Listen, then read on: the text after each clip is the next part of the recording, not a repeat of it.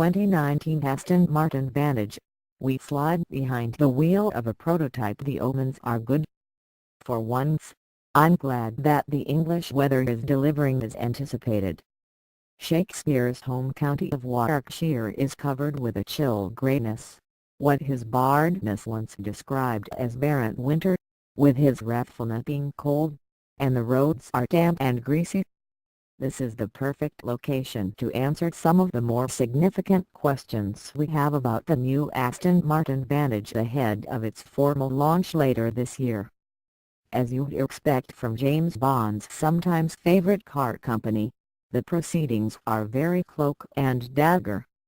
Although we've already seen what the finished Vantage looks like and experienced it from the passenger seat in frozen Sweden, our first drive is in the prototype that wears a deliberately ugly yellow and black disguise and carries no Aston Martin branding, although it does have the logo of tire supplier Pirelli writ large on its doors. I'm also accompanied by Matt Beckert, Aston's chief vehicle attributes engineer and a man who knows more about tuning sports cars than practically anyone else on the planet. His previous gig was as Lotus's handling boss. This definitely isn't a test of anything but the driving experience. External styling is effectively hidden by the psychedelic zebra wrap, and the interior bears the scars of a life lived hard. Development engineers often seem to regard testing the durability of trim and fittings as part of the job. Compared to the bigger DB11, the seating position feels lower, and although there is a good range of adjustment, being positioned closer to the windshield means the fat A-pillar eats up more front quarter visibility. Both cars share the same steering wheel and three-part digital instrument cluster, but the Vantage's switch gear and gear selection buttons are clustered lower on the center console. Vantage points from the moment the engine starts. It's clear the Vantage is a different beast.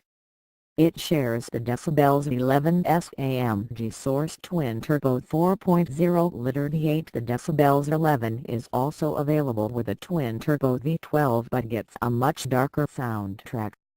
Our test car was exhaling through what will be an optional sport exhaust, but even leaving Aston's new Welshbourne Engineering Centre at a respectful pace, it sounded both louder and angrier than anything else fitted with this engine, aside from a Mercedes-AMG GR.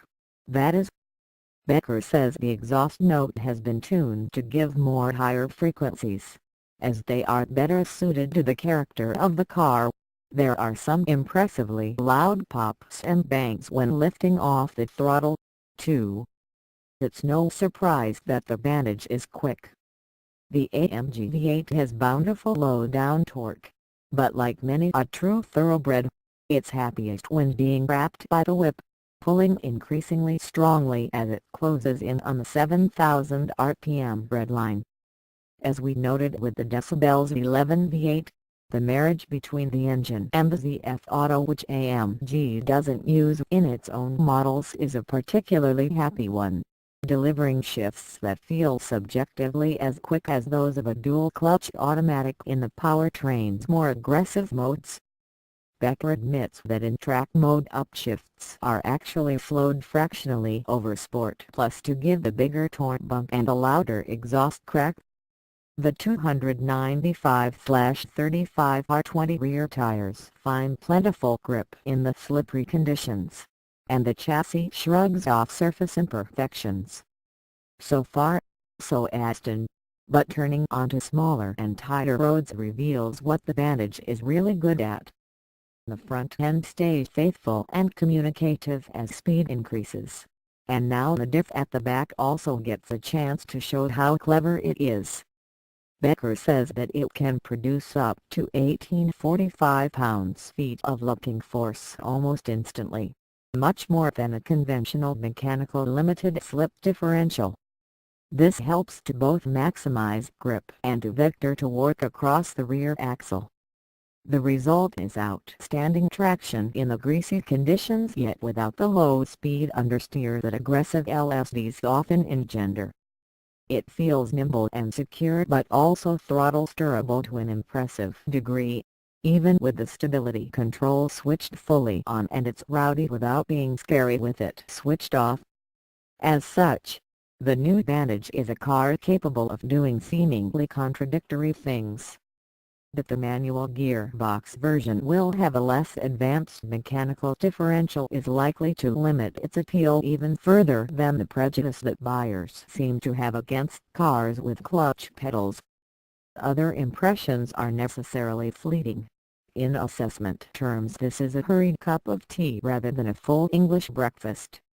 The Vantage's brake pedal has a nice firm weight but little travel, retardation being down to pressure rather than movement. Becker says that the Porsche 911 GT3 was the inspiration for the pedal feel. The seats feel comfortable after an hour behind the wheel, although the cockpit is starting to feel tight rather than cozy by the time we get back to Wellesbourne.